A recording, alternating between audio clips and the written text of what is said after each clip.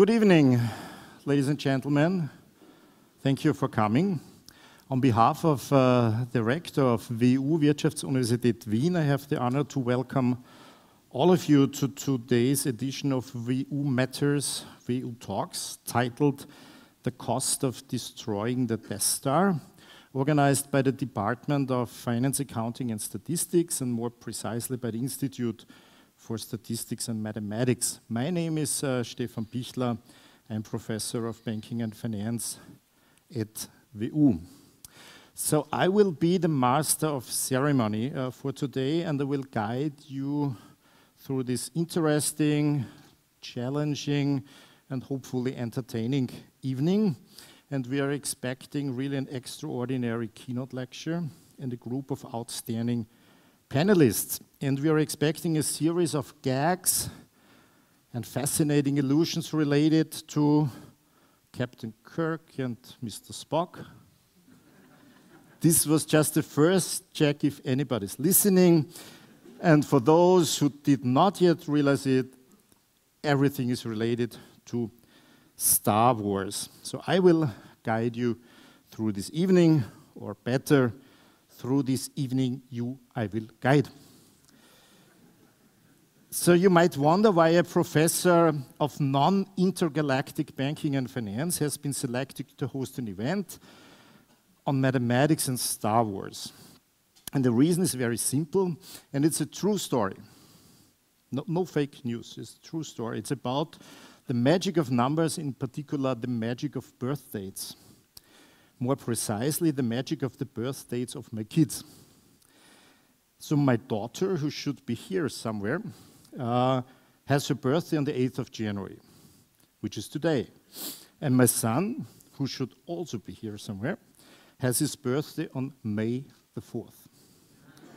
So what a magic. The experts are here, the experts. This was the second check, the more sophisticated one. Okay, I see. Perfectly prepared, perfectly prepared. So our event series, WU Matters, WU Talks, is aimed to communicate research results to a wide audience. And each academic discipline that is represented at WU has to suggest a topic of some broader interest that is discussed and reflected based on current academic research results. But in this case, the academic discipline responsible for this event is mathematics. And how on earth can you communicate mathematical research to a wide audience? And the answer lies within the question. It might be impossible on Earth, but it could be possible in a galaxy far, far away. So we chose Star Wars as a sort of a stage setting where our speakers will talk about the mathematical research and its applications. And the main application we're going to talk about tonight is systemic risk in the banking sector. And there is still an open debate, both in politics and in academia, about how a new financial crisis like the 2008 crisis after the collapse of Lehman Brothers can be prevented, and how economic agents should optimally act when a financial crisis is already there. And during the last decade, it turned out that there is a very new discipline within mathematics, the so-called set-valued optimization, with very promising applications that allow a better modeling of systemic risk in the financial system, and hence could provide economic agents with better decision-making models for handling financial crises. So tonight's event has three main ingredients: Star Wars, mathematics, and systemic risk. Systemic risk in the financial system. So let me ask the audience. Who came today mainly for systemic risk in the financial system? One. Manuel Lingo from OMB is here somewhere. Okay, one or two. Who came today mainly for mathematics? Oh, yeah, maybe up to 10. Who came today mainly for Star Wars? For any other reason? Okay. Okay, I see the fraction of people who came from mathematics or systemic risk is not very big. So I will give you, therefore, a short introduction to the topic. And then, after that, I will introduce our guests. So, introduction. Again, a question to the audience. You see 6 pictures, and the question to you is, what have these people in common? Let's first start with identification. So this is maybe, you know the guide? You know the guy? Who is this? Yeah, that's spoiling those who start with episode 4. Let's start with, okay? This beautiful lady, Leia Morgana. Okay, this beautiful, most of the audience is probably too young. That's Josef Bröll, former Minister of Finance of the Republic of Austria, and this guy is this.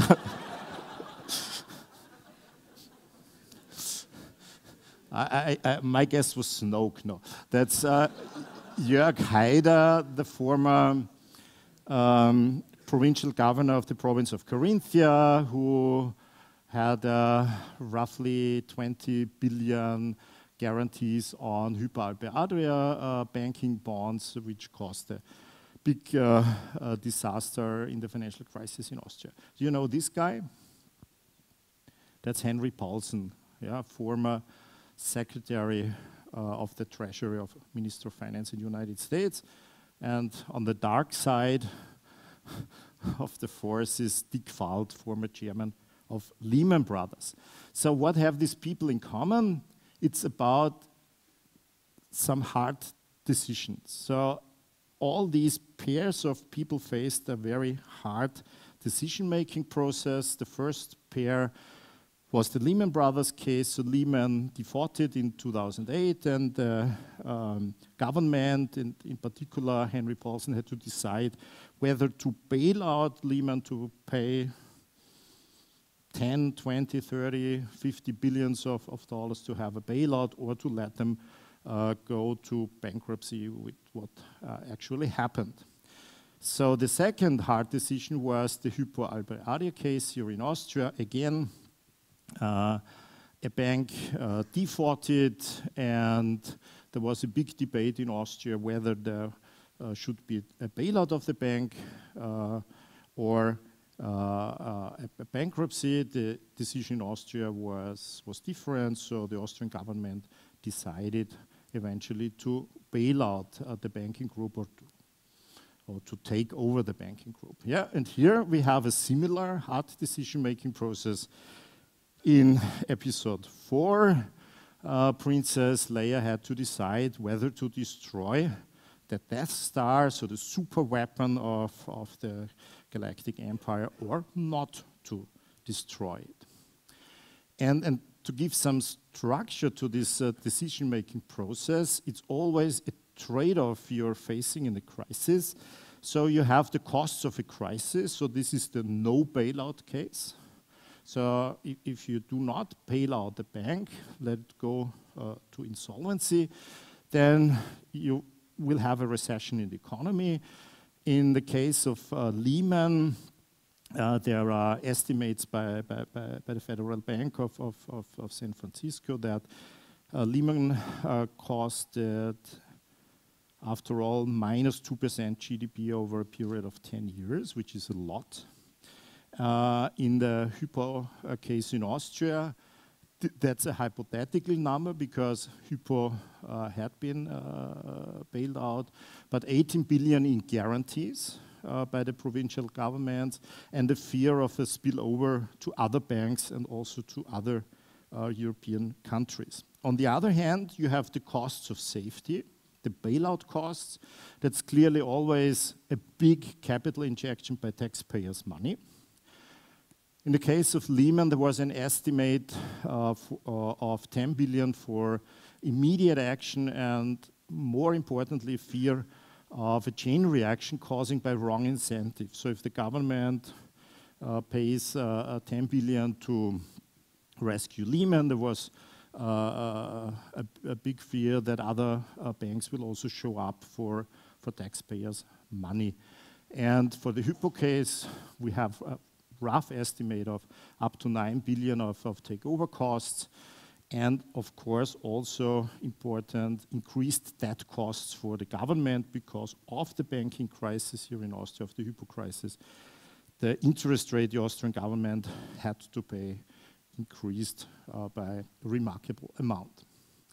And to show you the problem for research and also for political decision making is that even if you have a realization of a crisis, you can only see one of the two ways.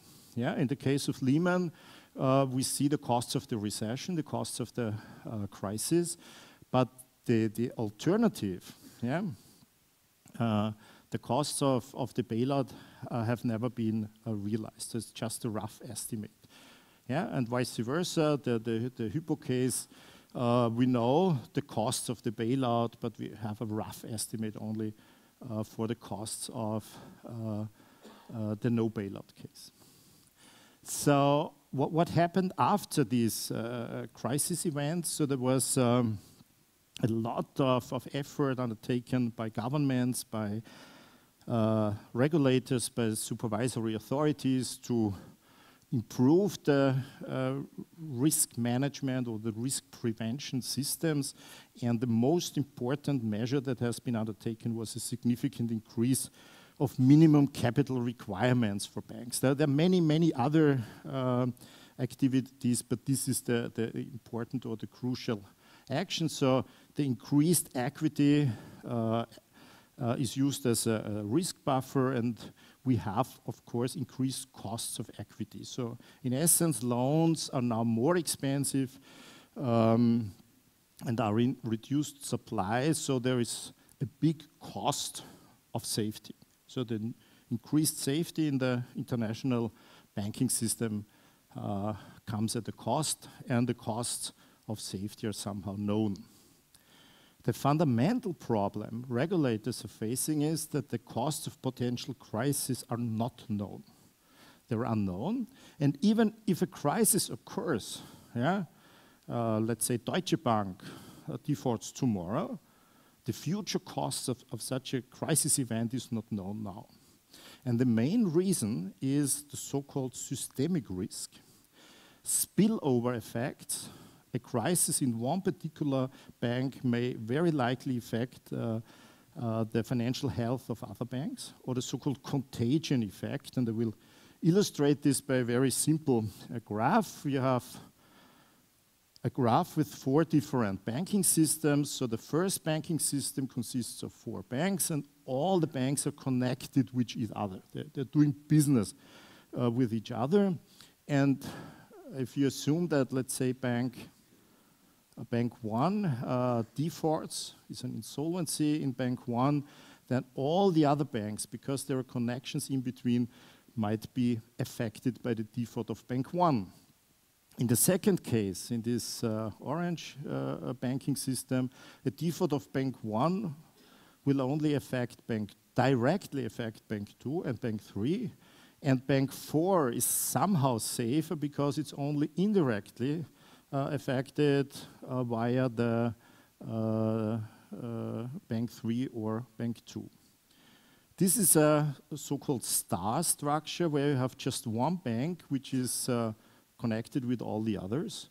So as long one of the banks 3, 4, or 2 are insolvent, nothing will happen, or maybe it's not very likely that you have a full banking crisis, but if Bank 1 defaults, we have the full crisis because Bank 1 is the only one which is connected to all the others. And this is the extreme case. There are no connections at all. Here is no contagion. There are no spillovers. And this is the first point where mathematics steps in. So it's essential to understand the systemic risk, the costs of a financial crisis, to understand the so-called network topology. So it's essential to understand whether a network structure like this is a so-called star structure where you have some big banks in the middle with very many connections to all the others, and here at the border there are some smaller banks with only few connections to the others. It's a very centralized system. Or this is a more decentralized system where there are some smaller parts with higher interconnectivity and some parts with lower interconnectivity. So it's very important to understand the properties of the networks, of course, those properties which are important to measure systemic risk. And it's also very important to have mathematical tools at hand to do a simulation, to build a network by mathematical models and do some programming and find out in a simulated environment how a financial crisis will spill over to other banks for different network topologies. And the second important contribution of mathematics is the set-valued optimization we are going to talk about today.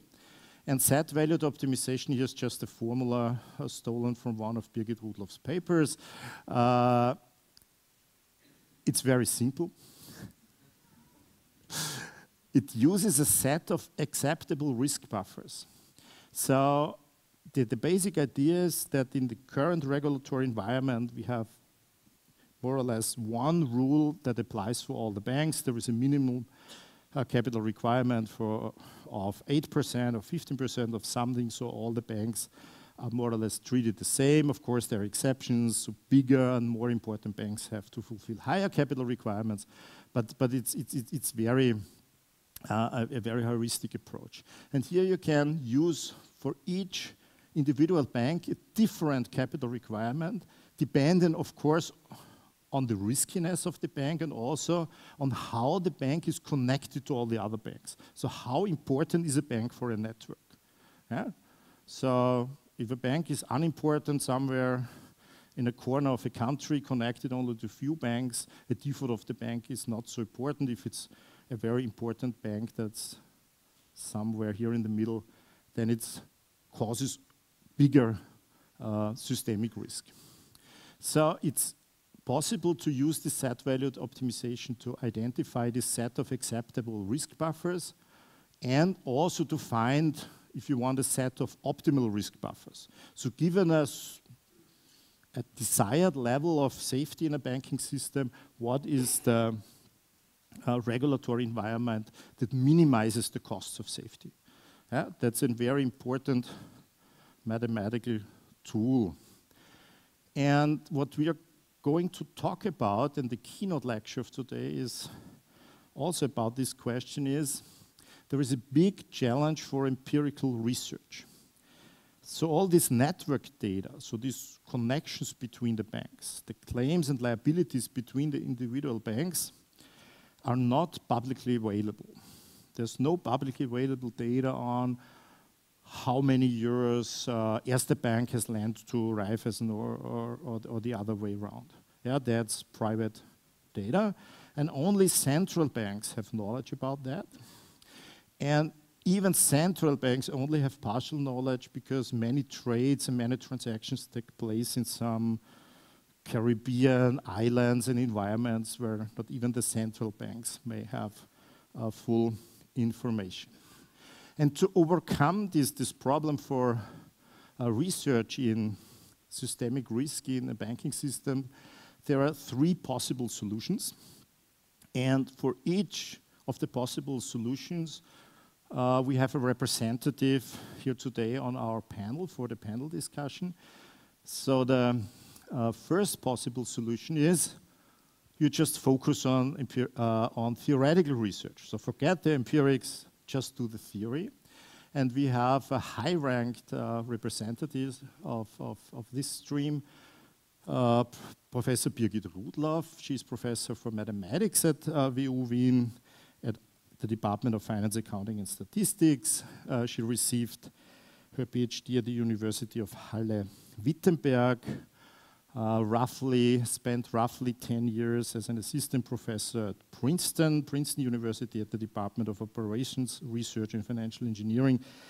And since 2015, we are extremely happy to have Birgit here at WU, and she's one of the leading experts in set-valued optimization, a sort of Princess Leia Morgana of set-valued. Yeah, she's heading the rebels army in mathematics. Yeah, there is another alternative to just focusing on theoretical research. That's you are a central banker with a footnote, a central banker affiliated with the appropriate division. So we're very happy to have Martin Summer here. Martin Summer is head of the Economic Studies Division at the Austrian National Bank in Vienna. And before he joined ÖNB in 2000, he held several research positions at the universities of Vienna, Birmingham, Regensburg, at the LSE, and also at the Bank of England. And he's one of the leading experts in the Eurosystem on banking regulation and systemic risk. And Martin, thank you very much for coming today. The third alternative to overcome the problem with the lack of publicly available data on banking networks is you make use of data collected from another universe. And that's what the keynote lecture will be about. And the keynote lecture will be given by Zach Feinstein. He is professor for mathematics at the School of Engineering and Applied Science at Washington University in St. Louis. He received his Ph.D. at Princeton University, and before he joined Washington University in 2014, he conducted research at Hunan University and was also an intern at Millennium Partners and at Lehman Brothers. So he has some insider information at least. He's also a leading expert in set-valued optimization, and is also a kind of media star in the United States, so he has countless clicks for his YouTube videos, several appearances on classical media like the Washington Post or Bloomberg TV. And I will now kindly ask Zach Feinstein to come to the stage and present his keynote lecture. Zach, thank you very much for coming. Thank you very much for that introduction. Thank you all for being here. I'm going to be discussing the cost of destroying the Death Star, not just one Death Star, but 2 Death Stars in a 4-year period. First, I want to note that no Bothans died to bring us this information. So we can feel safe that this information did not harm anyone. So first, just an overview of this talk. I'm going to first just put everyone up to speed on where we are in Star Wars. We're looking at the end of Episode 6, before Episode 7 occurs, and what does this mean? We're then going to look at the galactic economy. What's the cost of a Death Star? What's the size of the galactic economy? What's the size of the financial sector? We're then going to look at what the crisis is. So what does destroying Death Stars look like? This is a mathematical talk, so we do have a few slides that actually have some math. We're going to go through those relatively quickly so that we can get back to Star Wars with the outcome. And what does the outcome being, what does destroying these Death Stars actually do to the galaxy? Finally, again, we're talking about systemic risk. So what does this mean to us not in the Star Wars galaxy? What does this mean to us on Earth, in the US, in Europe? And what takeaways can we have from Star Wars? So first, the background. We are a long time ago in a galaxy far, far away. Emperor Palpatine has ruled the Galactic Empire for decades, and he gained supreme power after fighting on both sides during the Clone Wars. This is very telling. This makes us know that Palpatine can make very detailed plans and can come up with contingencies in case his original plan does not work. So he built 2 fully armed and operational moon-sized battle stations, colloquially known as Death Stars. Again, Emperor Palpatine is a little bit smarter than this. I think he probably would have called them something more like a Freedom Moon rather than a Death Star. They're really not star-sized. We'll get to that in a second. But during the Civil War, the Rebel Alliance blew up both of these in a 4-year period and ultimately dissolved the Galactic Empire in the destruction of the second Death Star. So the question is, why am I saying Emperor Palpatine has contingency plans? Well, what we're going to show is that blowing up these Death Stars, especially the second one, will have ultimately bankrupted the galaxy in such a way that the Rebel Alliance could not have recovered this. If they had done the math, they would have known this would occur. They could have had some contingencies of their own. However, General Han Solo is more of the shoot-first type, despite the claims of some revisionist historians. So we believe that they didn't really go through the idea of this mutually assured destruction. So Emperor Palpatine's best plans were foiled by stupidity. So we're going to go into what was this plan and how did it ultimately play out, which the purpose of this, because this work was done during the summer of 2015 when Episode 7 came out in December 2015. And the idea is we saw the trailer, we saw the First Order was rising from the ashes of the Empire. But at the end of Episode 6, everyone was happy at the fall of the Empire. So why was this? Well, we'll get into that through the economics. So first, we want to calibrate the galactic economy. We want to know what we're really working with. And we're going to start with the cost of the Death Star. So we're looking at the first Death Star first. It's 140 kilometers in diameter. This is why I think it's moon-sized. Earth's moon is actually about 3,750 kilometers in diameter. So this is tiny in comparison to our moon. But it has a volume of 1.44 million cubic kilometers. We then assume it has a similar density to a modern aircraft carrier, which puts its mass at 1.1 times 10 to the 15 tons. So it's quite massive. This number coming from the US government, actually. And then assuming the cost of Durasteel, the component that makes up most of the Death Star, is comparable to the cost of steel on Earth, we get a cost of $852 quadrillion for one Death Star. I mentioned the US government. So in 2012, there was a petition to the US government to build a Death Star. And at the time, during the Obama administration, if a petition got over 25,000 signatures, it had to get an official response. Obviously, this got well over 25,000 signatures in a very short time. They had to give a response. And the US government said, well, besides some of the flaws in the design that we might not want to keep, this would cost us $852 quadrillion, and we're trying to reduce the deficit. So, okay, it's a little bit expensive. Does anyone notice, this is just the cost of the steel. If I took $852 quadrillion of steel and put it in a pile, is that going to look like a Death Star? Is it going to be functioning like a Death Star? So yet again, governments are underestimating the cost of any public works project.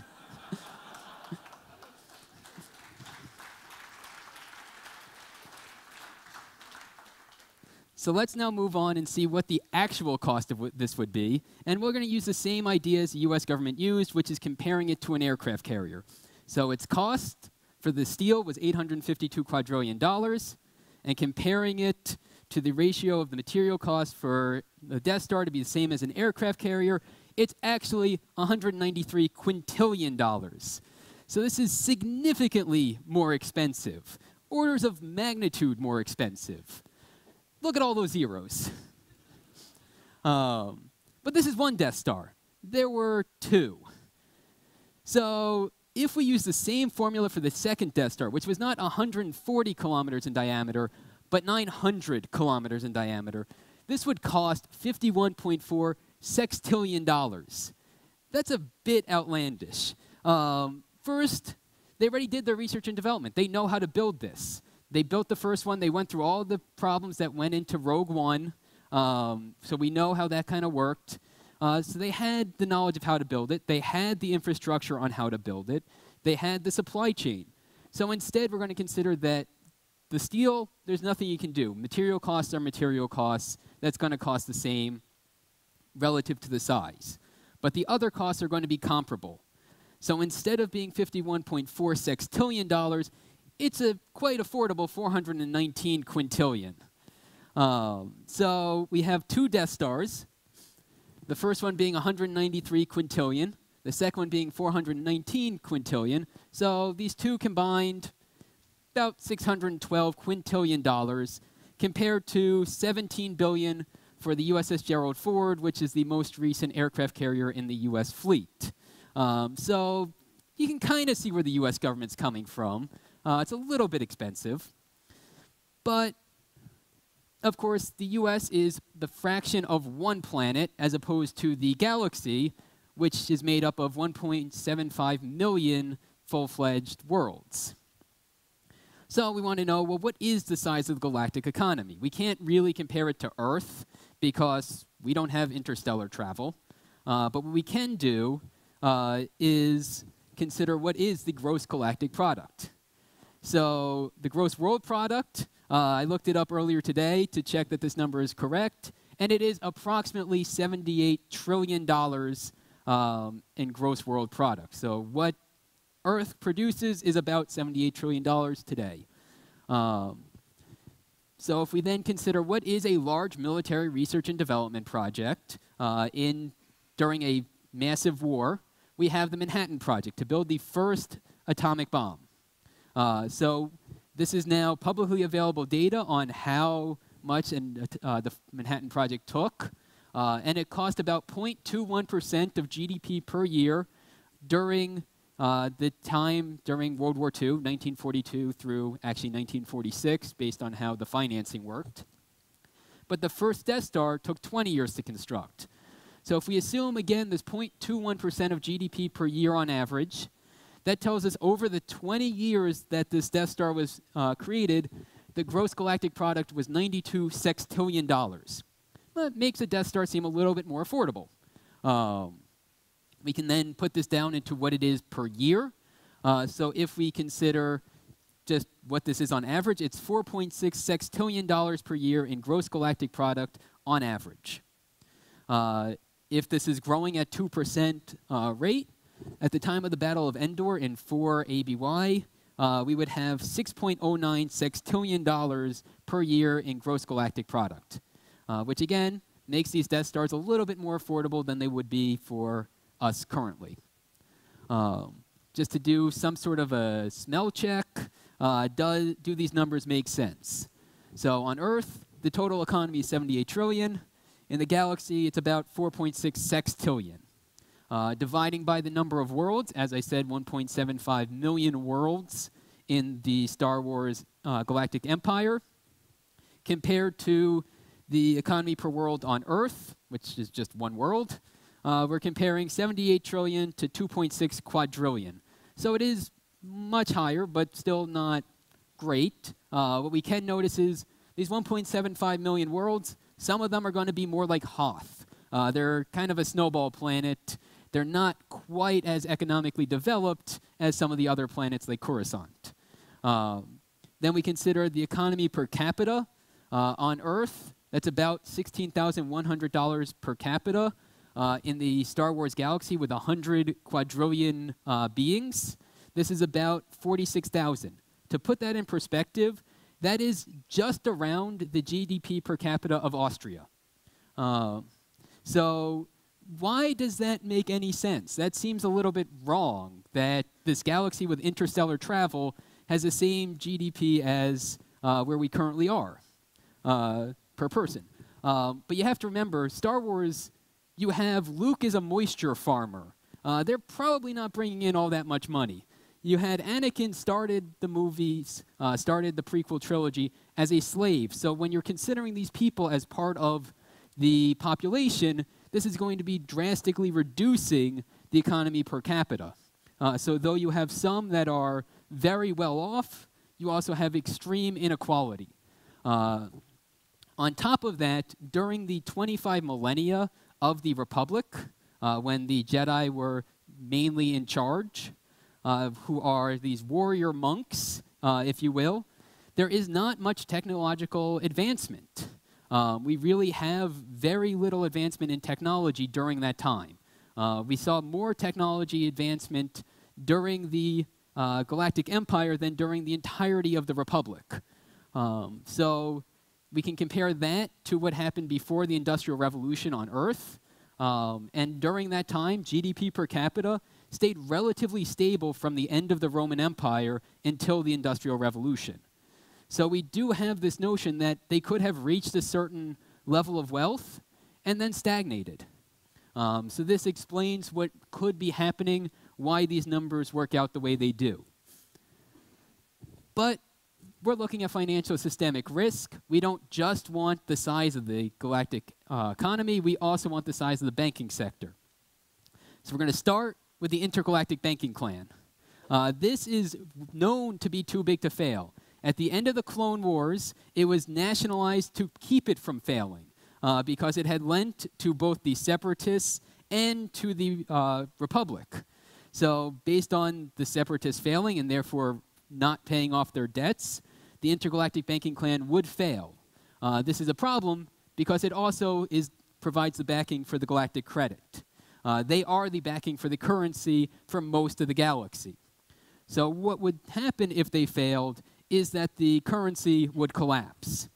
So they were nationalized, and this gives us a sense that they are akin to the Federal Reserve, to a central bank in the Star Wars galaxy.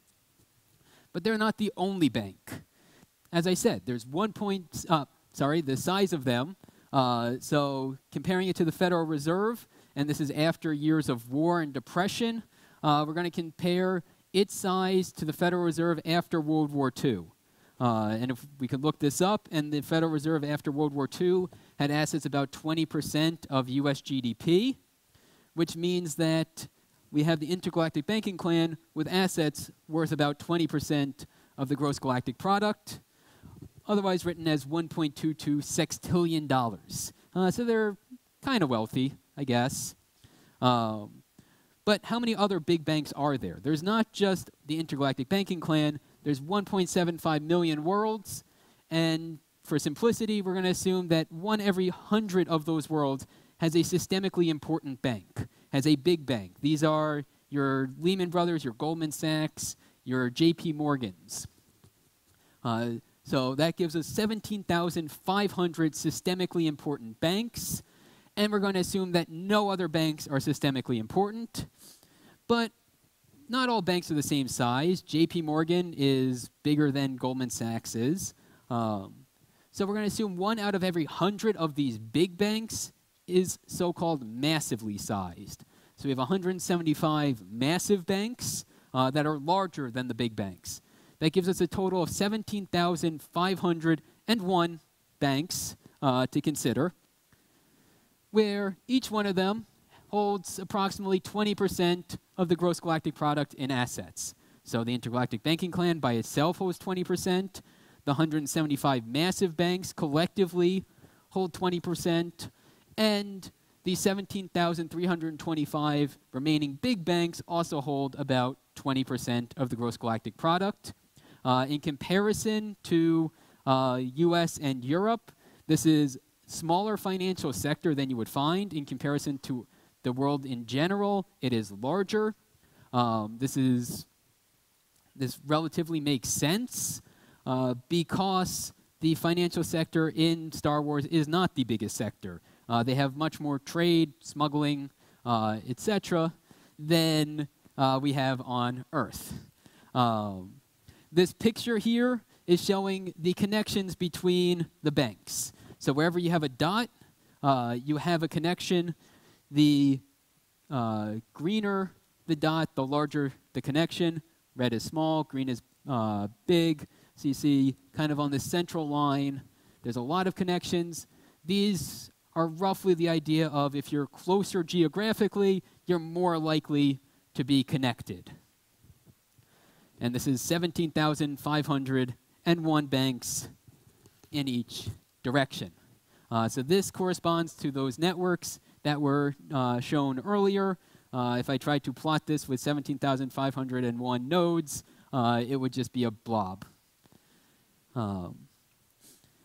But this doesn't mean that the financial sector has assets worth 60% of GGP, the Gross Galactic Product. What we assume is some sort of fractional reserve banking and leverage ratios. So ultimately, the assets that these banks have, we're going to take a very conservative 4 times deposits.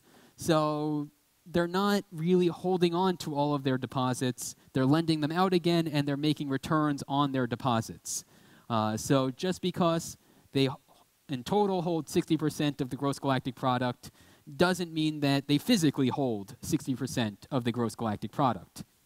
This is why, again, in US and Europe, we're able to have banks with larger than 60% of GDP without the banks literally being the entire economy. So now we want to get into the crisis. This is not just the idea that we have this financial sector, we have these Death Stars. We want to know what happens. So first, Emperor Palpatine is very fiscally conservative. There is debt on these Death Stars, but there's no other debt that exists for the Empire. And he's already paid off 50% of the first Death Star. This was built over 20 years. Figure he took out bonds for 30 years on most of it. He's paid off a lot of it. So 50% of the first Death Star, that $193 quintillion, has already been paid off. And then it's nice being Emperor, 0% interest rate.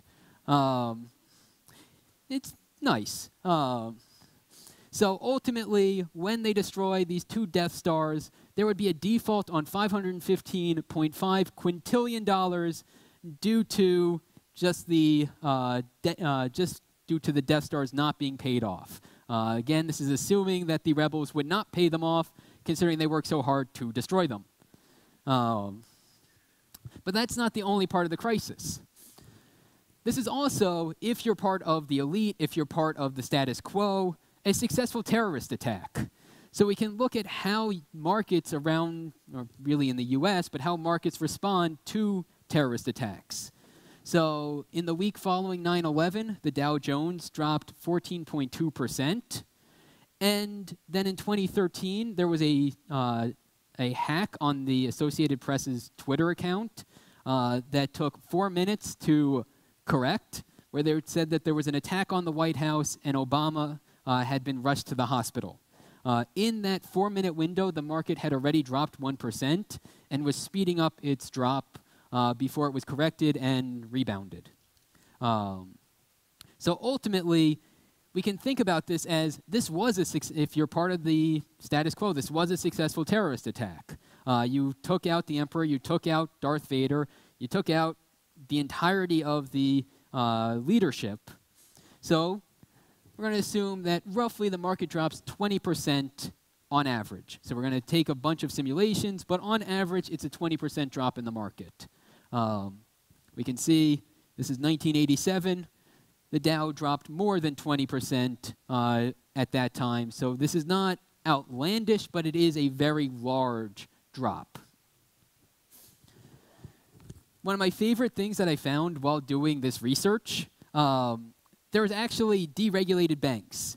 And it's not just that they're deregulated in Extended Universe, in some book that you have to search for. In the Clone Wars TV show, which was aired, at least in the US, on Cartoon Network, so aimed towards kids, the B-plot of one of the episodes was on deregulating the banks.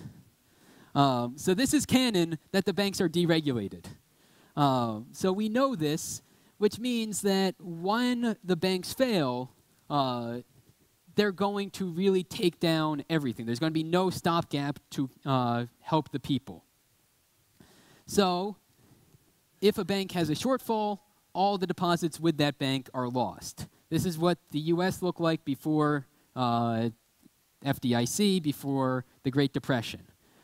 So you had these idea of bank runs, which we're not even going to model. We're just going to have this notion that if there's a shortfall, all deposits are lost.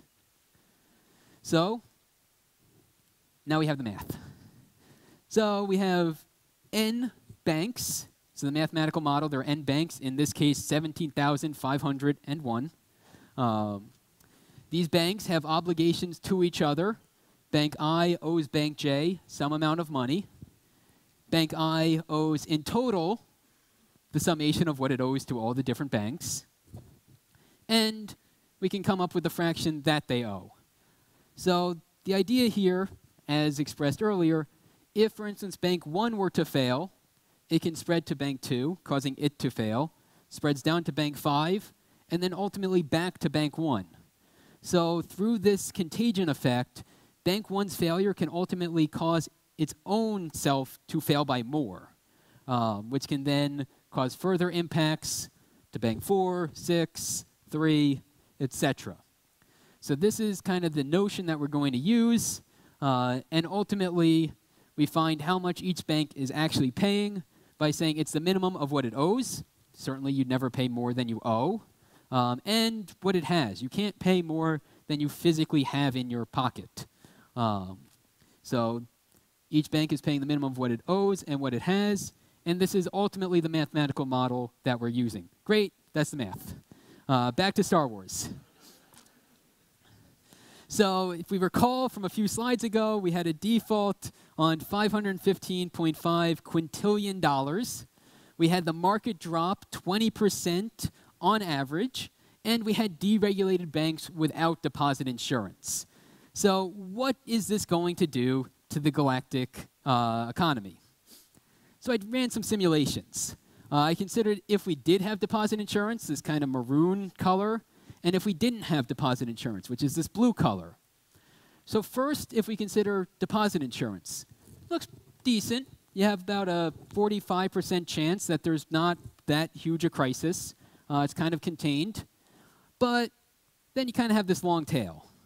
And this long tail is going all the way to one simulation that was a 20% drop in the market, even with the deposit insurance. Of course, this deposit insurance is not free. To get to this maroon system, we would need to pay approximately 12% of the gross galactic product in insurance. So this would not be free. This would cost a lot of money, which is essentially a bailout. But what if we don't have the deposit insurance? We have this deregulated system. What does this look like? Well, first we can compare it to the $15.5 quadrillion or quintillion dollars in Death Star defaults. That's this green line, and we find, hey, about 37% of the time, even without deposit insurance, we do better. The financial system absorbs these losses, and the real economy, in some sense, gains. It's a lower loss than they otherwise would have. But we then have this long tail, all the way out to about 32% drop in the gross galactic product. This is all overnight and just in the financial sector. So what would this look like in comparison to some real-world events? If we look at the Great Depression in the US, from peak to trough, 1929 to 1933, we'd end up about here. That took 4 years over all sectors of the economy. This is overnight in one sector. If we're down over here just caused by the financial sector, there is no economy left. This is really the end of the galactic economy. So maybe this number over here, this 37% of the time when we work pretty well, is not bad. Maybe we can sustain that. If we think about fourth quarter 2008, so the beginning of the Great Recession, that was 1.6% drop in US GDP. So that brings us down to about this level here. So in the most optimistic scenario, we are having immense economic catastrophe in the financial sector in the galaxy. So maybe we want a bailout. What can we do? So we can consider different bailout allocations depending on if we want to just say in expectation, we only have a 2008-like event, or maybe we want in the 10% worst case, we have a 2008-like event, or we're even more conservative than that. So we can consider what are these bailout allocations that we want to ultimately give out so that we have something like 2008? So these numbers look pretty small, but of course they're in quadrillions and quintillions. So ultimately, in the lowest bailout that we would need, which is $938 quintillion in bailout, or about 15.4% of the gross galactic product, that's what the Rebel Alliance would need. In comparison, if we did the most conservative, it would be about a 21.5% bailout. In comparison, for 2008 in the US, when there was a bailout of banks and the auto industry, this was about 4% of US GDP. So this is significantly larger. And the Rebel Alliance is not really a well-funded organization. They're kind of the scrappy underdogs. I don't think they have this amount of resources just sitting around. So they're probably not going to be paying this off, which ultimately means they would have this crisis. This is Emperor Palpatine's plan. If ultimately they do destroy these Death Stars, if they do overthrow the Galactic Empire, they're going to destroy themselves. No government can survive if it has no economy. You're going to have rebellion against the rebellion. Ultimately, where does the First Order come from? It's this remnants of the Empire who say, hey, maybe you didn't like the totalitarianism, but didn't you like having food? It's kind of an appealing idea when you have no food. So this is where the First Order, in my opinion, came from. I'm waiting for the next movie when they make that canon. But, of course, this is all fun. So what does this mean for us? This isn't just talking about Star Wars. This has relevance for the real world. So these systemic crises aren't one-off events. You kind of hear this is a 1-in-100-year event. We had the 2008 financial crisis. We had the 1997 Asian Contagion financial crisis. We had the 1987 savings and loans crisis. Not my favorite thing to notice that this is about every 10 years, and we're now in 2019. But maybe the pattern doesn't go back further. I haven't looked. But the main thing from the mathematical perspective is that the typical analysis during a systemic crisis no longer holds. Usually we think, well, we're going to put some good regulation on individual banks, and that's going to work for the entire system. But if you have every bank is perfectly diversified, it acts during this type of crisis as if no bank is diversified. So this is a problem that can occur where what's good for an individual bank to do ultimately makes the system potentially worse off. Competition for profits during a crisis similarly can exacerbate these type of crises and these type of problems. And finally, we need to model the real system and follow where the data takes us in order to get this right, so that we don't end up with crisis of astronomical or galactic proportions. Thank you.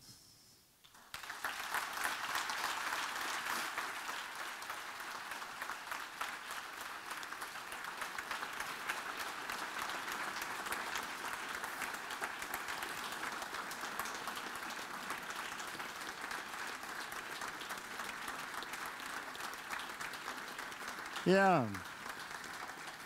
Thank you very much. So, here is the first possibility to ask immediate, urgent questions to the keynote speaker directly related to the paper before we start the panel discussion. Is there a burning question somewhere about the quintillions, quadrillions? There should be people with microphones. Don't be shy. These are microphones and not lightsabers. So no immediate question. Yeah, there's one question. So if you were the advisor to the Rebel Alliance immediately after the destruction of the second Death Star, what would your policy advice be? So the first thing they should have done before the Battle of Endor is put out a policy paper saying what they would do, saying that they would honor the debts on the Death Star, because that would prevent a lot of this market collapse, this 20% drop in the market that was observed. Because once the banks say, oh, they're going to follow a lot of the same financial policies as the empire, I don't need to worry, great, the banks aren't going to panic and take their money out of the markets. Ultimately, this is not a long-term strategy, but it is something that would stem the bleeding at the very beginning and would give them time to implement new policies and get some kind of momentum going.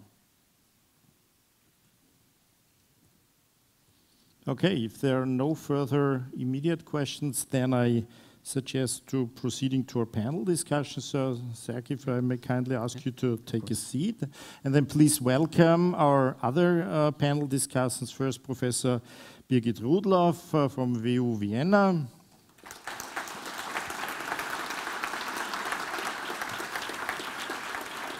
And Dr. Martin Sommer from the Austrian National Bank.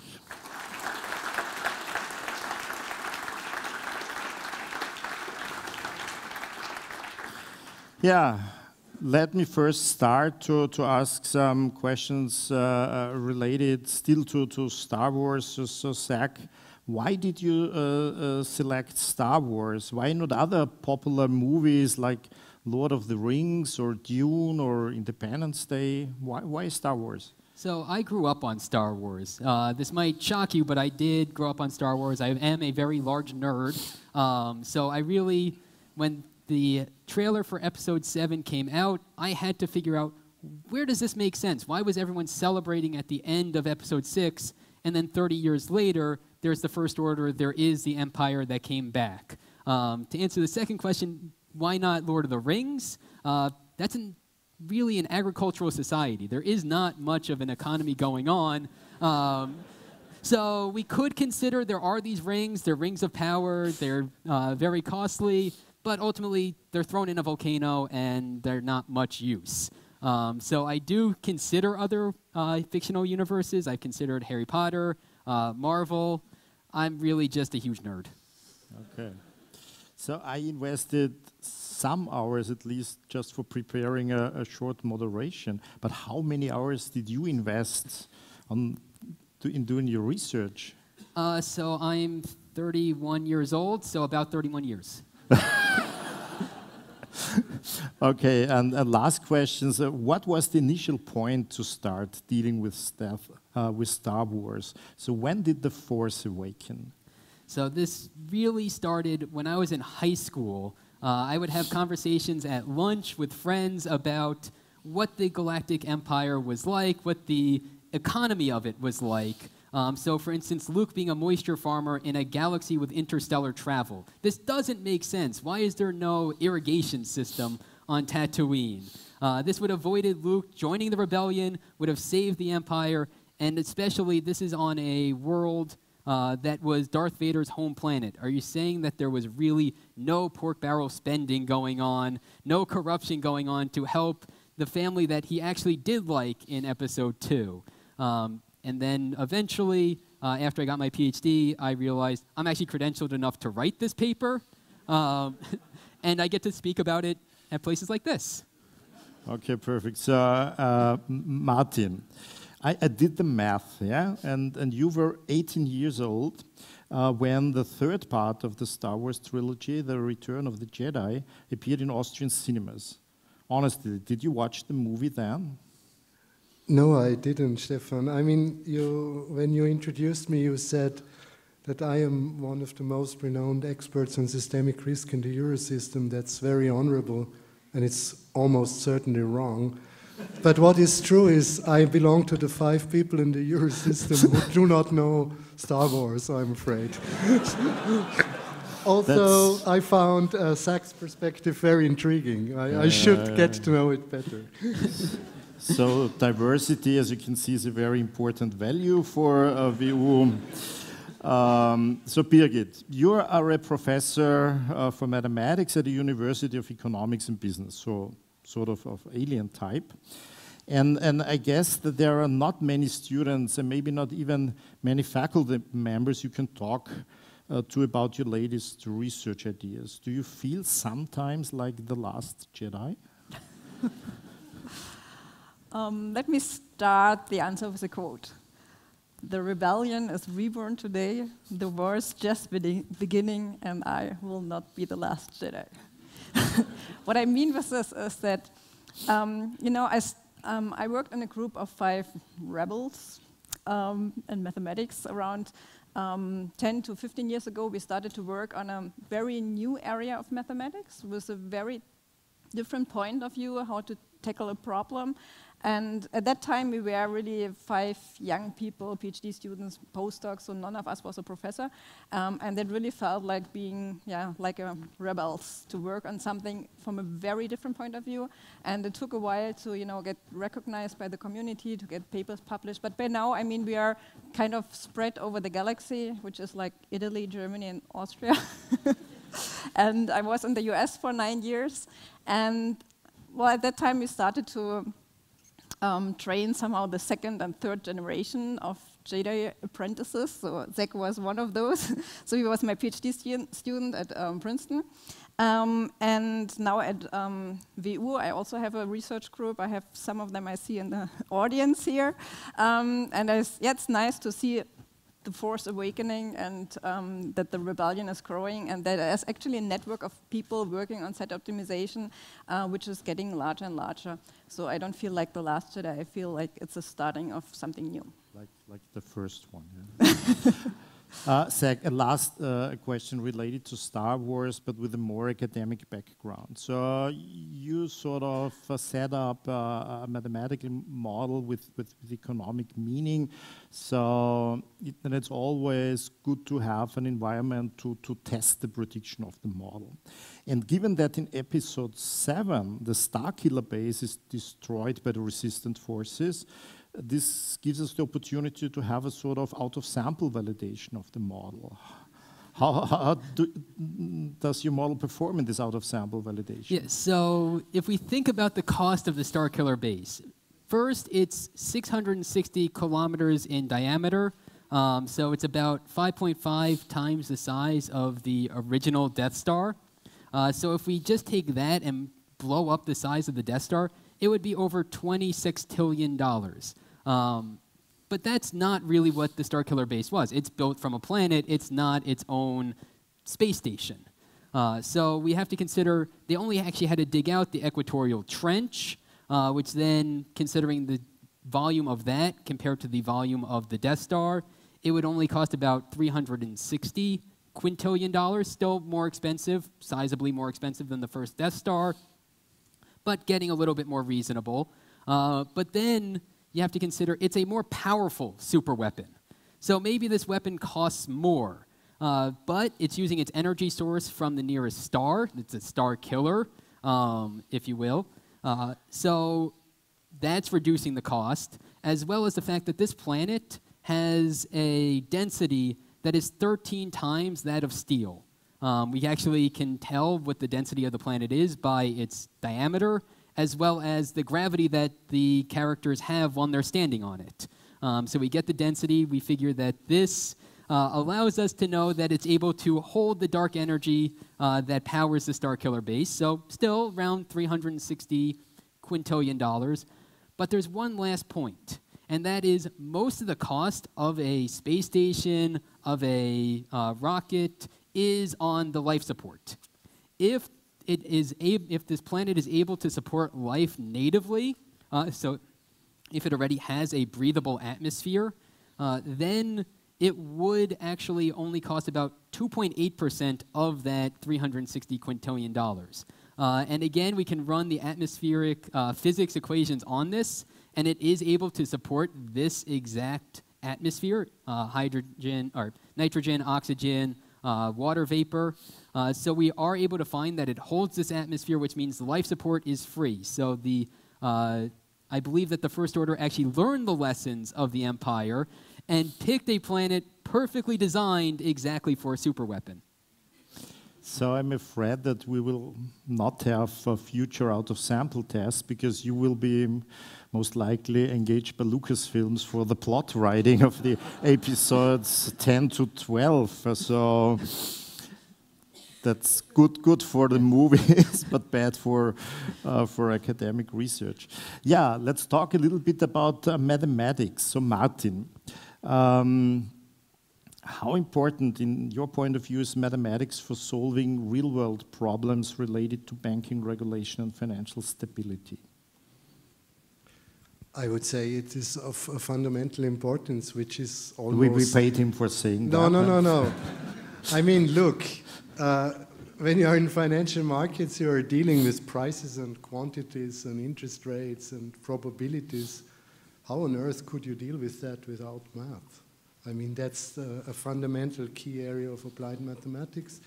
Without this, we wouldn't see anything in the data. We would not be able to calculate numbers that help us monitoring the financial system. We could not supervise banks. We couldn't do virtually nothing without mathematics. So it's absolutely fundamental and essential. There's no doubt about this. There is no finance without mathematics. Yeah, but there's mathematics without finance, I guess. So, Birgit, at WU you're teaching a math for undergraduate business students. Could the use of such popular reference points like Star Wars, in this case, also help in this context? Maybe you could think of explaining the Lagrangian optimization and the first order conditions by referring to Star Wars or the Snoke condition or the Kylo Ren equation or something like that. That's actually an interesting idea. So on Thursday I will teach a class on stereomathematics. So it's the class for the first semester students here at WU. And I will actually teach Lagrange optimization on Thursday. So and Lagrange optimization, you have a first order condition that is actually not very strong, because it just gives you a candidate for a solution, but you don't know if it's a solution. And in mathematics, we actually have a second order, which is much more powerful than a first order. So maybe I will borrow your example and use it in the Thursday class. The second order will be covered by the episodes 10 to 12. Zach does the plot writing. Okay. Zach, one of the most critical challenges, and I already talked a little bit about this, for researchers on systemic risk is the lack of publicly available data to perform the empirical research.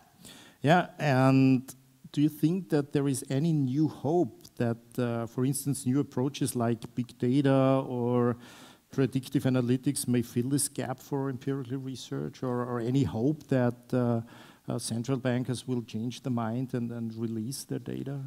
So personally, I've had significant trouble trying to get a hold of some of this data. It has certain privacy concerns and certain regulatory concerns to just make this publicly available to anyone that wants to view it. So ultimately, my approach, as you saw, is to look at fictional worlds, or as I like to call it, fictionomics. But ultimately, if we want to look at the publicly available data and use kind of big data, use predictive analytics, there's going to be some issues with that, in that once it's publicly available, it's usually a lagging indicator. So you can get a good notion of what's happening, but ultimately, if you know the publicly available Lehman Brothers is going to fail, it already has failed. Birgit, your field of research already has been mentioned, is set-valued optimization, and you belong to the group of its founders. And are there any other promising applications of set-valued optimizations in economics that may gain similar importance as the application to systemic risk? Or will other researchers maybe start to copy your framework to solve other problems, perhaps even more successfully? How likely is such an attack of the clones? So there are a lot of applications where set optimization can be used, so it can help in various decision-making processes for economics. So just to give one example, we are right now, so with Zach and another professor from California, we are working on Nash equilibria, which I don't know, some of the audience might know the movie A Beautiful Mind, where the life of Nash at Princeton University, and his invention of the Nash equilibrium was described. And there's actually, it's true that usually there is not a unique Nash equilibrium, but a set of equilibria.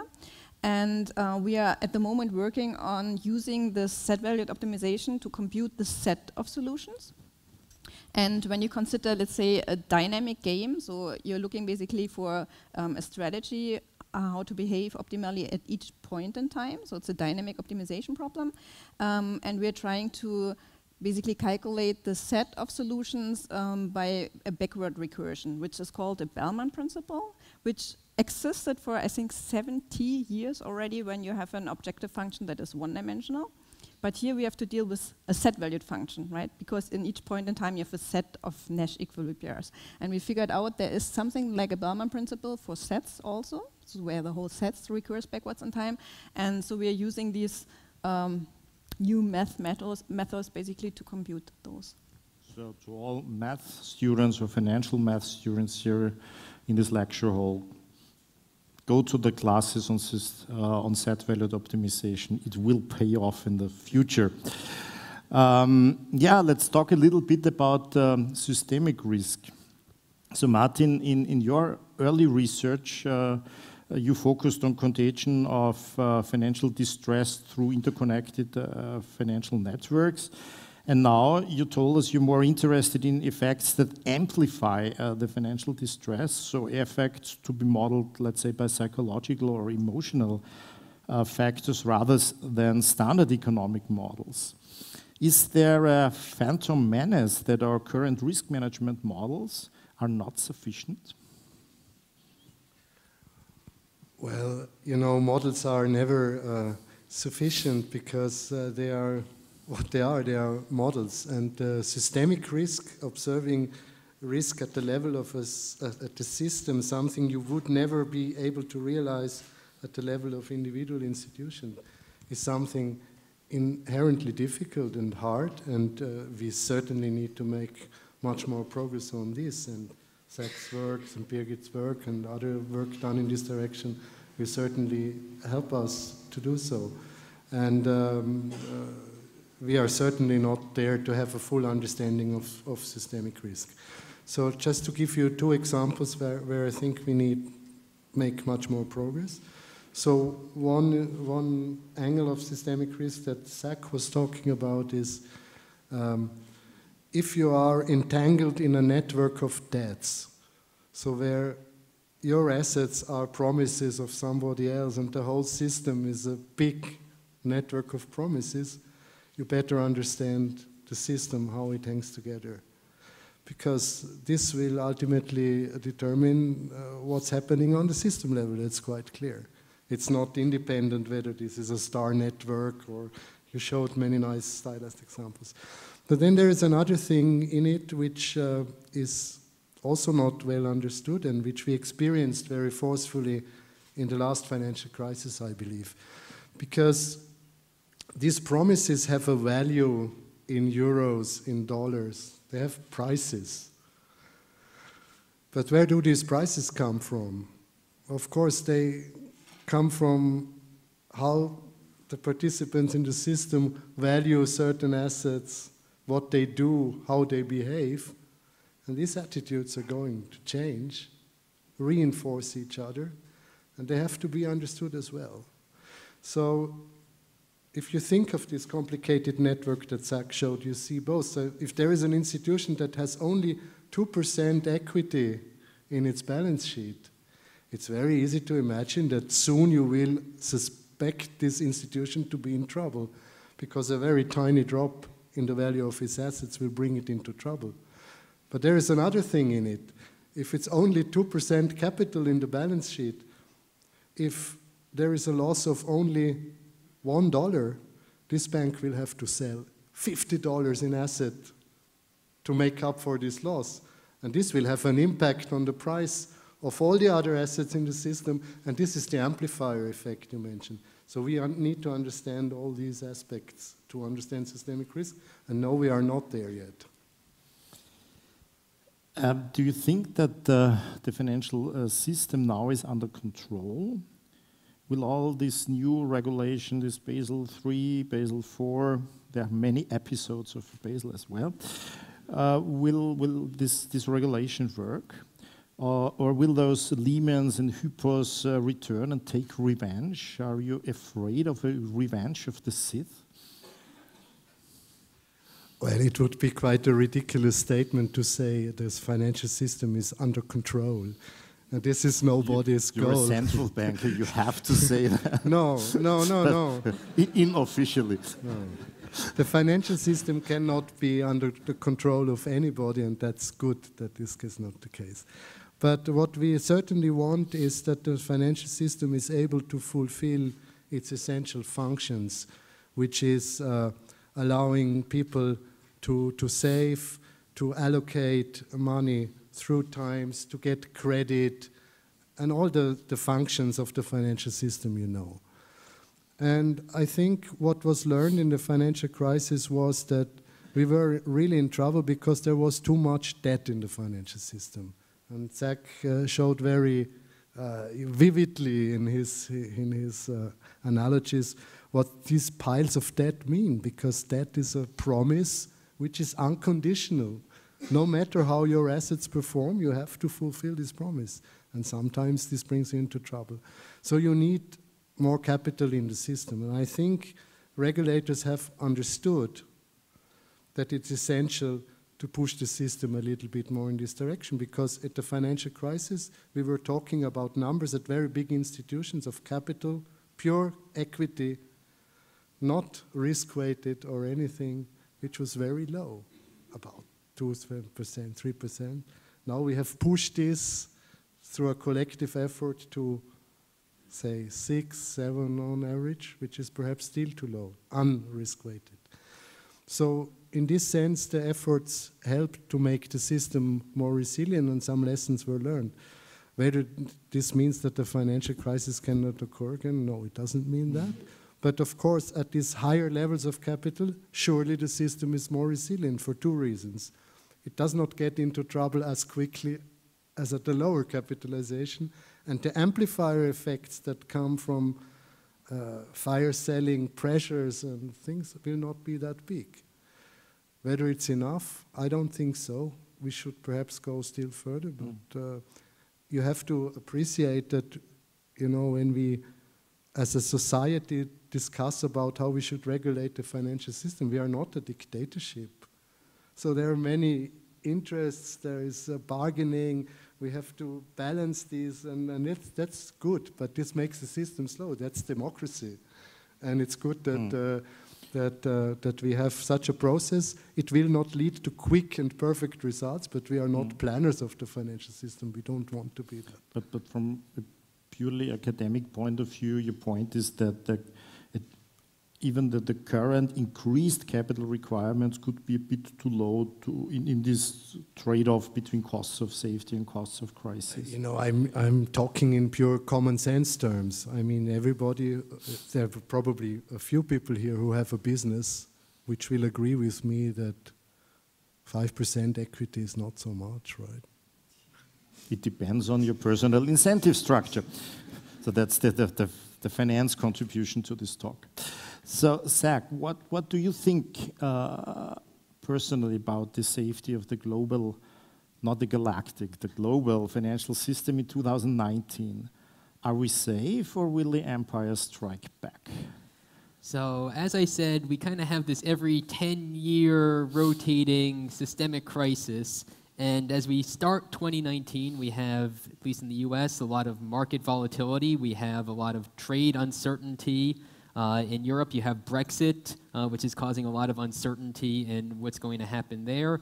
There's a slowdown occurring in China currently, depending on who you're reading, how quickly that slowdown is happening.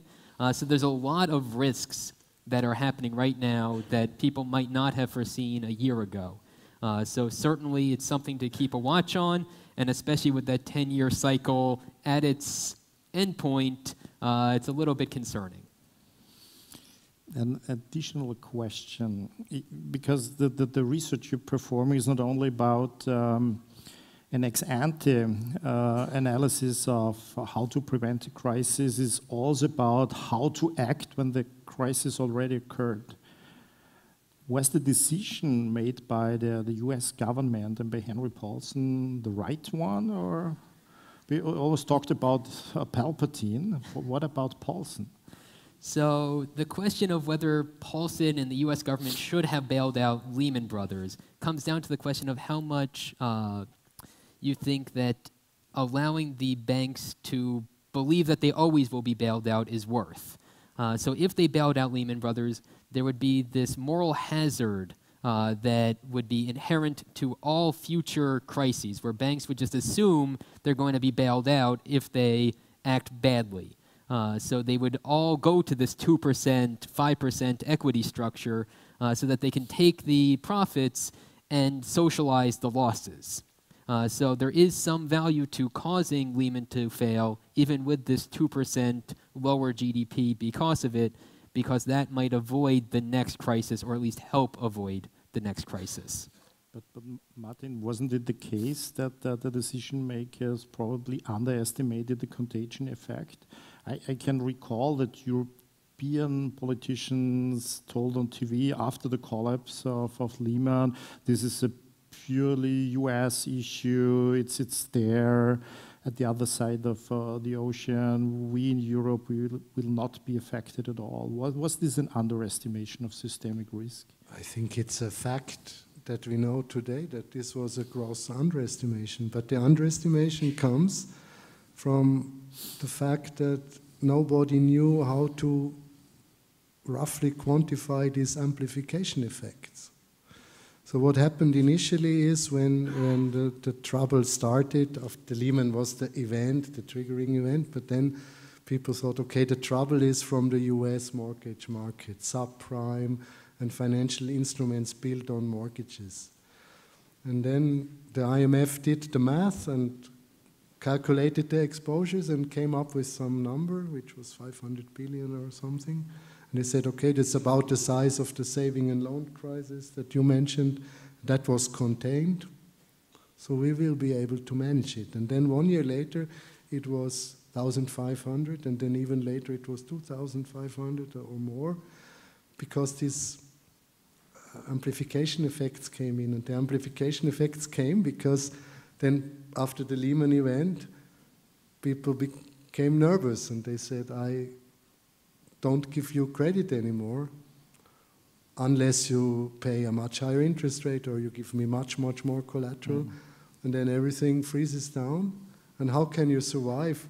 You have to go and sell assets. That's their only source of money. But if everybody does this, these assets will plummet to very low values, and then the spiral goes on and on. And this effect was not quantified, and I think it's very cheap to blame people not to be able to do this. It's a very hard thing, but this is why we need research and think about how to do this better in the future. Yeah, I mean, there could have been another reason, this Han Solo or Clint Eastwood effect, that you're a politician, you're a decision maker, you have to decide now this is the enemy, kill the bank, and maybe in Star Wars this was the main background. Well, you know, I mean, this is always the case in a crisis. I mean, this is clear. If you go to history, finance is about promises, and promises can be broken in the very moment, and promises can disappear overnight. So in a severe financial crisis, you have to decide, if you're lucky, in a weekend, what to do. That's just fact of life. But of course, this is very difficult. You are bound to make mistakes. But if you know, in a steady state, cultivate your knowledge, have your data ready, and make sure you have some people on the staff who understand the things, you're in a better shape. Yeah, but in reality, there's no Lucasfilm writing the plot, so you have to decide on your own. So, Birgit, maybe last question here for the panel discussion. So how confident are you that your new to some extent, superior decision-making models for handling financial crises will eventually be employed by regulators? Well, I just got a grant from the Austrian National Bank that will support my research over the next years. So I hope that at least the collaboration there will be intensified, at least with the Austrian regulators. And well, if Martin can provide us with the data on the Austrian banking system, that could also help a lot. Yeah, Martin, I want to say two things. First of all, I am sure that not only we, but many people who work in systemic risk will benefit from this research, because it has to do with something you said before, making quick decisions under very big uncertainty. So you're bound to make mistakes, but when you have to hit the point, it's very difficult. If you have a set, you have more robust decisions, so it helps robust decision making in a way, and robustness is something we want, number one. The data, I should say something in defense of central banks and the euro system more generally. I think that the institutions have made a huge effort to share the data to the extent they can. But you have to keep in mind that, and actually much data are out there.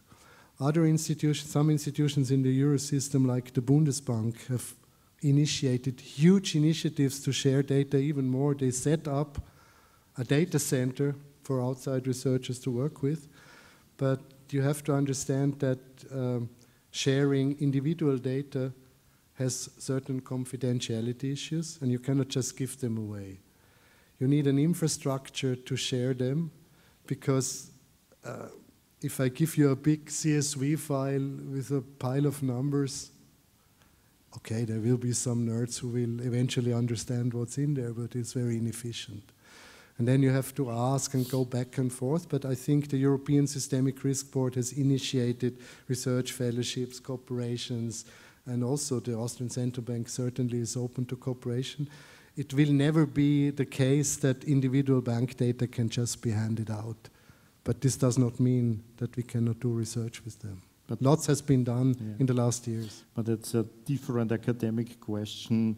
What is the potential effect of releasing all the interbank debt data to the public? This could also cause a financial crisis. I would also say a good idea should not, stand and fall with the granularity of the data. It should work with coarse data, and then you say, if you give me better data, I can do even a better job. So we have still some years of Star Wars appearing on the cinema, so we have some data available, so we are lucky in research. So, now it's your time. Any questions from the audience to the panelists? Again, we have microphones. Just raise your hands. So there is one. Thank you. So my question is that in the first scenes of the 7th movie, the base, they destroyed, I think, 7 core systems of the New Republic. So even if the rebellion will live on, will there be a global system because of the lack of the systems in there? So I guess I'll take that one. Yes. So when the Starkiller base destroys the Hosnian system, this would be devastating for the New Republic. And what we really see in Episode 8 is that the New Republic is not a force anymore. The resistance is greatly weakened compared to what they were at the end of Episode 7. And this is due to the fact that the New Republic, their economy was just annihilated by the destruction of the Hosnian system. In comparison, the First Order was pretty much insulated from this. There was not much trade between the New Republic and the First Order, so they did not have these connections. They did not have these promises between them. So the First Order was very smart in attacking an enemy that they're not connected with in this way. Any other question? Yeah, here in the fourth row. Maybe just a follow-up of the previous question. Do you think that it would be possible for the New Republic to rebuild them in time, in quotation marks, to, well, how possible is that? How possible it would be to rebuild it from nothing? Because I believe most of their core system was destroyed. So, in terms of going into episode 9 and whether the Resistance and the New Republic could rebuild, it depends if they're able to now kind of get the people to join them. So even if the governments were not in support, they still could have a popular resistance that can be well funded. We see this throughout many civil wars on Earth, where even though they're not a well-funded group, from a government perspective, they still can support themselves, and ultimately, if they were to overthrow the First Order, they can then get some of these tax revenues and other revenues that allow them to rebuild. So yeah, here is the fifth row. Okay, here's one first. Hi. So I would maybe question the fundamentals of your theory about this debt piling of the empire that was later inherited to the rebellion. So why do you think that the empire actually built the Death Star out of debt? Why do you believe that kind of capitalism or state capitalism is happening under the empire? Like, isn't it possible that they had the Death Star built by slave labor that they didn't pay for? Because when you think about the Rogue One, where they are mining the uranium for the weapon, that's done by slave labor. It's not paid for, so it might not be actually the case. Well, so ultimately, you have to look at what are the costs of these slaves, as horrible as this is.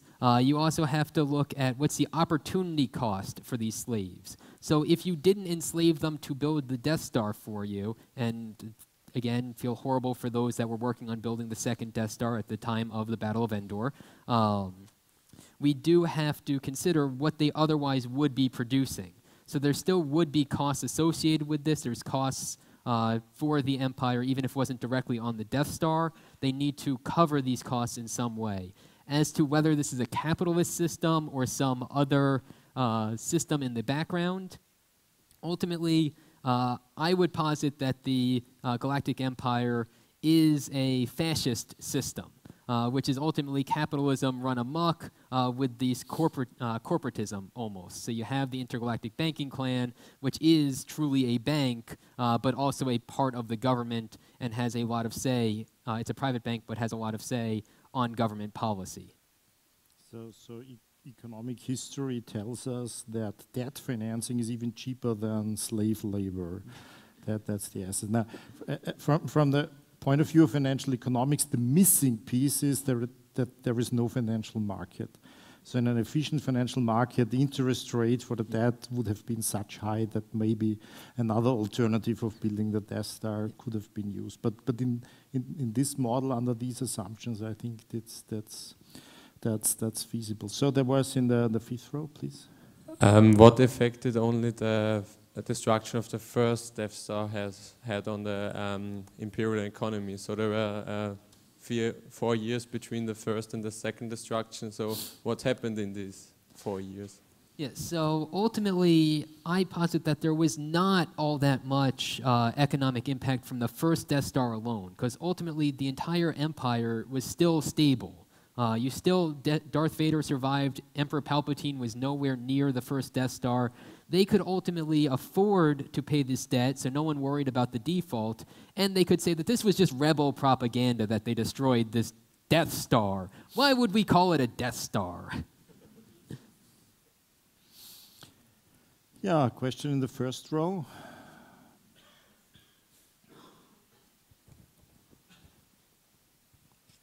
Yeah, I have sort of a question of, instead of going, say, forward in time to another galaxy, one could also go a little bit backward in time and look at the or compare your analysis to the economic implications of, say, sinking big battleships, maybe in World War I or the Spanish Armada in 18th, whatever was it, 16th, 17th century. The only thing I know is that these battleships were about, well, whatever, a couple of battleships was the size of the government budget in those times of a whole year. So have you ever looked at that or seen if you have comparable implications? Because then you see also how the crisis would have unfolded. Yeah, so if we look at the Spanish Armada, which I believe was 1666, or thereabouts, it was, ultimately that was the end, or towards the end of the Spanish Empire. They sunk so much of their wealth into these battleships, and then when they sunk off the coast of England, it really destroyed the holdings of the government. They no longer had the gold in store because they paid it to buy these ships, and they were hoping by conquering England they'd be able to recoup their losses. So by destroying these, this armada, it really did have this kind of effect on the Spanish economy, and really was the end of Spain as a superpower at that time. Okay, last question here in the center. Mr. Martin, what have you learned from the economic crisis 2008, if you just summarize it in some sentence? I've learned 3 things. We need to make sure that the banking system is much better capitalized. This sounds simple, but you have to bear in mind that I think we understood poorly how the modern banking system works in 2008. We had an old model in mind where we did not fully understand how the modern financial system works in a huge system of market finance, money market funds, securitization, and all this, and we have to understand this. And this system helped to minimize capitalization, so we were very undercapitalized. So raise capital.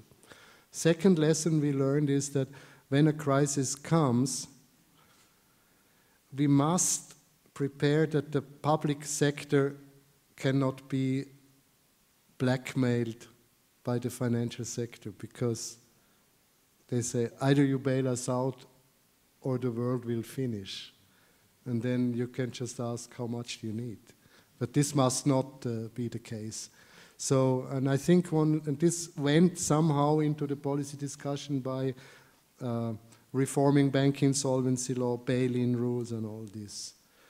And lesson 3 is systemic risk can be extremely powerful. It's not just in the head of researchers. So we better get a firm understanding of the quantities involved.